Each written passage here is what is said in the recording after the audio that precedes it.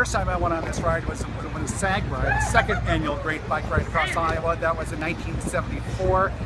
It was a completely different era back then. People didn't have fancy shorts and shirts and shoes and all those types of things. We had tennis shoes, we had cut-off jeans. If you're a guy, you probably didn't have a shirt on. We had long hair. Nobody wore helmets back in those days, to our discredit. We had big high tube socks, and we just went across the state. We were invited by Donald Call and John Karras to join them on that bike ride, and about 2,000 people took them up on the offer. It was a much less organized affair than it is today. You just kind of found your way following the route markers. We didn't have cell phones or GPSs or anything like that. We just kind of followed the person in front of us and hoped that nobody had taken the route markers as a souvenir, because sometimes you'd miss the turn and you just go in the wrong place. They didn't have big food concession stands or anything along those lines. The towns that we were visiting were overwhelmed by the 2,000 people who were coming through.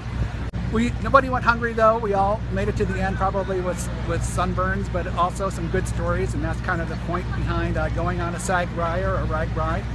41 years later, it's a much bigger, more organized affair than it used to be, but it looks like people are still having fun, and I'm looking forward to seeing what the rest of the race or rest of the event ride brings. It's an Iowa institution, and it's really a pleasure to be part of it.